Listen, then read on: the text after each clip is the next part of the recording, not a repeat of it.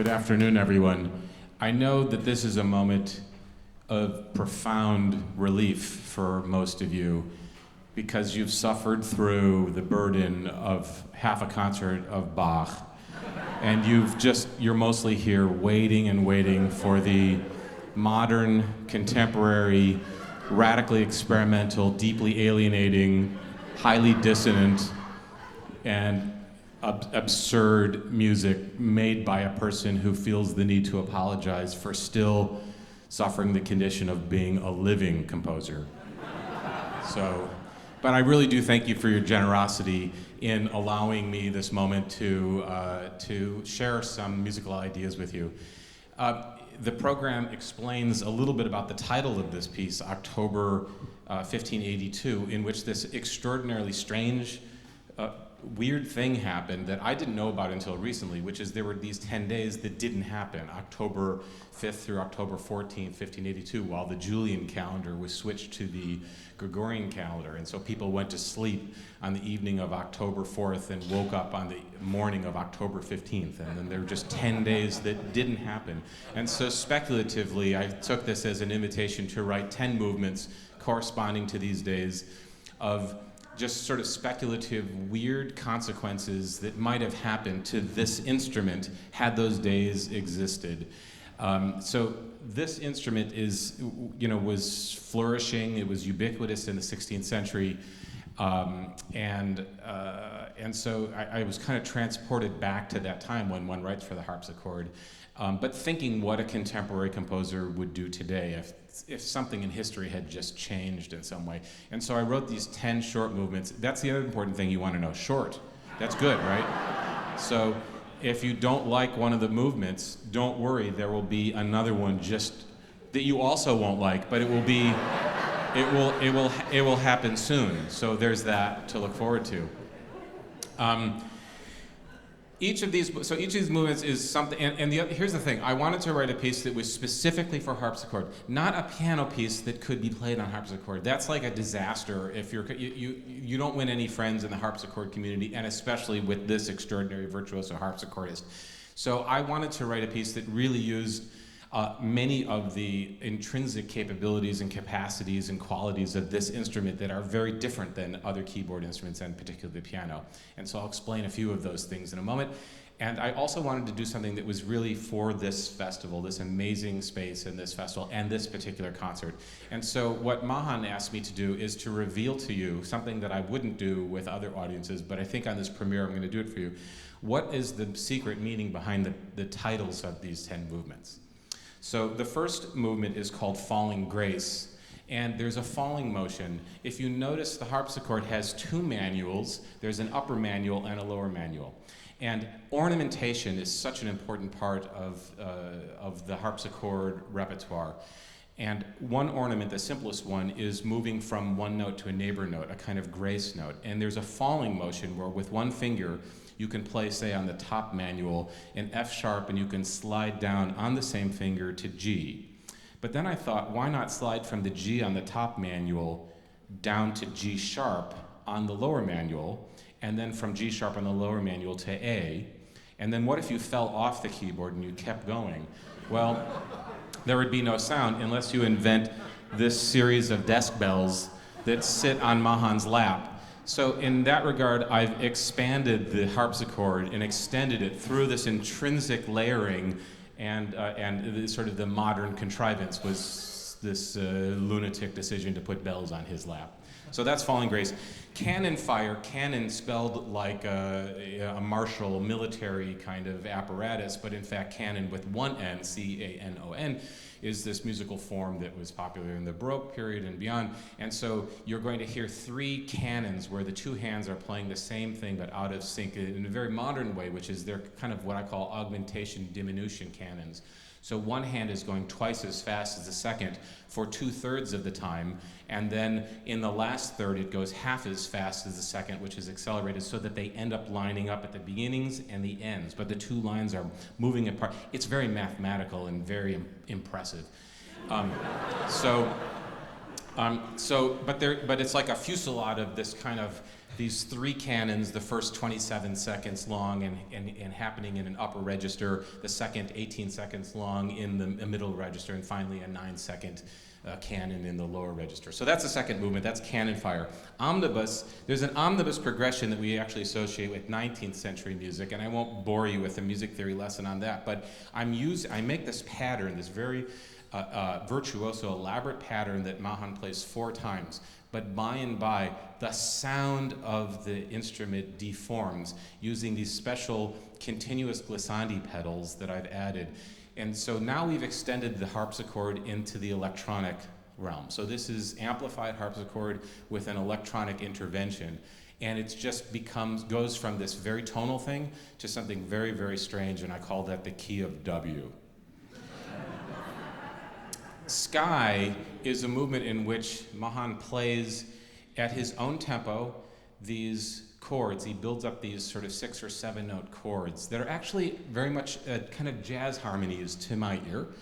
And he builds these chords up with a lot of reverberation, electronic ambient reverberation. So we have this beautiful hovering atmospheric sound. And I was thinking about this very hall and your view of the sky. This hovering thing. This is so beautiful here. And Mark Rothko is my favorite painter. And I look at this, the horizon where the sea meets the sky, and you have these sort of 2 large blocks of visual information. And the large one through this window is the sky. So if you want to just sort of space out as Mahan plays these beautiful chords that are just hovering and floating there, that's the sky movement that was specifically imagined for this hall. WTC, if you're a musician, means the well-tempered clavier, especially in the context of Bach. And so what I did actually, now there's 2 books of the well-tempered clavier, these 24 preludes and fugues, and what I did is I took the fugue subject, the first measure, from every fugue in book 1, and they're played in immediate succession, although not in Bach's chromatic order, but rather through a circle of fifths. And those are played in the right hand, while all of his book 2 is played in the left hand simultaneously. But the same key, so it's the C major fugue subject from Well-Tempered Clavier book 1 against the fugue subject in Well-Tempered Clavier book 2. On top of that, the electronics have all this echo. So there's this piling up, this rubble, this detritus of the history of all 5.5 hours of Bach's Well-Tempered Clavier in about 1 minute. You're welcome. Now, but to many other people, what does WTC mean? Probably the World Trade Center. I met Mahan a couple weeks after September 11, 2001, when he became a student in my music theory class as a freshman at Stanford University. So this is a special moment. That's a reference to my legacy with this extraordinary person. And yes, he was that extraordinary. That he's even more so now, but it was already clear that this guy was a genius when he was a freshman in my music theory class. So this is a little bit of a reunion after a very moving and troubled time in American history, this extraordinary moment, and this kind of pain and chaos and confusion that many entering college freshmen and everybody else faced at that time. So there's sort of 2 meanings about that rubble. Sir Thomas Beecham, not a fan of the harpsichord, famously said it sounded like skeletons copulating on a tin roof. So that's my little inside joke to Mahan, roof skeletons. This is a movement in which he's playing the keyboard, but with chopsticks in a purely percussive kind of güiro kind of sound. It's a very beautiful sound, and it's also amplified with some reverb. Dodecahedron refers to 12, and so Mahan is going to play this 12-note pattern. It's actually a circle of fifths in ascending fourths, and there will be a delay on that, an echo in the speakers, and so it builds up to this very kind of dissonant 12-tone moment with this kind of haze of sound. But in the pattern, one by one, he removes the tones, so then he plays 11 and 10, and by the time we get to 9 or 8, you'll notice it turns into something tonal. So there's this slow, gradual transformation in which this very dissonant 12-tone sort of thing comes into focus as a tonal moment. The packing list is a moment in which he actually speaks, and he's going to give you an inventory, a list of things to pack. These are kind of very strange, absurd things, and he doesn't know what he's going to list, because what he does is on the score, which is on his tablet, he has to play a chord from 8 that are given in these boxes, and the boxes are of 8 different colors. And so he chooses one, and let's say he chooses the purple one. He turns the page, and then there's 8 different boxes with text corresponding to the color he chose. So if he chose purple in his mind, he has to read the thing that belongs to this notional packing list in purple. And then he plays another chord, and let's say he chooses green. He turns the page, he reads the green one. So there's a lot of things that could be on this packing list that you won't get to hear, and every performance will be different. And that's among the very many reasons why you're going to want to hear this piece and my music again and again. The penultimate movement, Coda Banda, is a graphic score for him, in which I actually have secretly worked his name into this elaborate glyph, this pictographic score with no instructions for its interpretation whatsoever. So we'll see what Mahan does with that.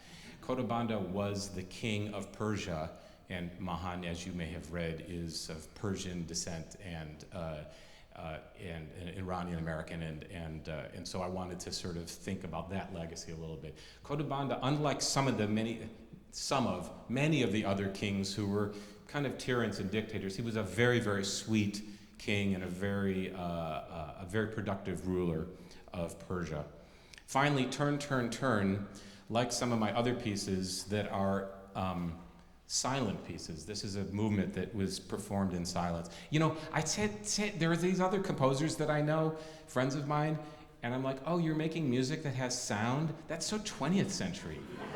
You know, I've sort of progressed beyond. So I have starting with a piece in 1994 that I wrote for 3 conductors and no players, and then a bunch of other pieces. I've been really interested in marking time in space very deliberately, and this will be very rigorously timed, but without any sound.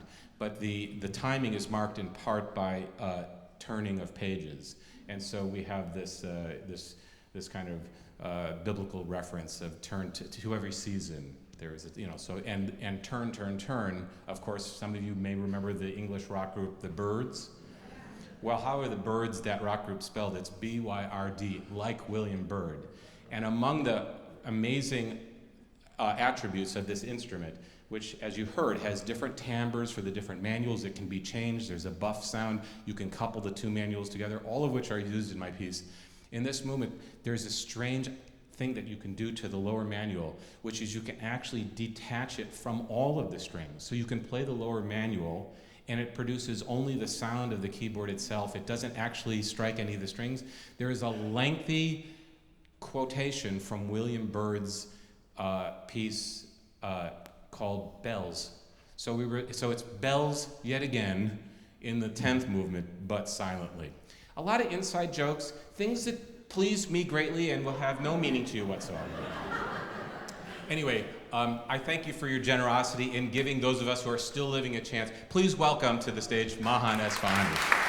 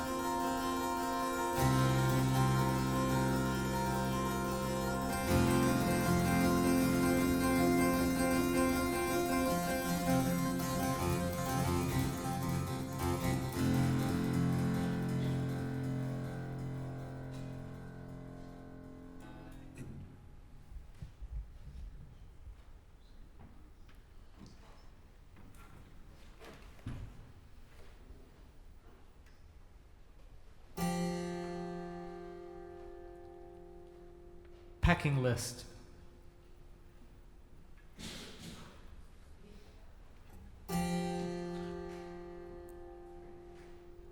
Supernumerary pencil sharpener.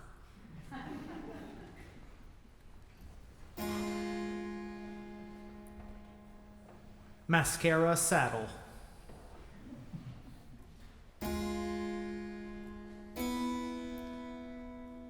Fortified amulet spritzer. Racist mosquito tango.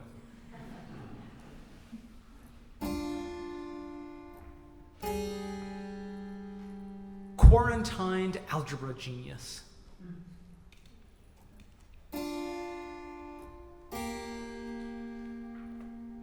Twin engine monocle lubricant.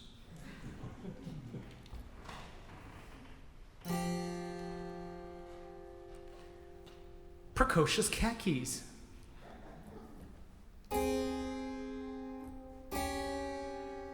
Affable humidor. And reticent bebop condemnation.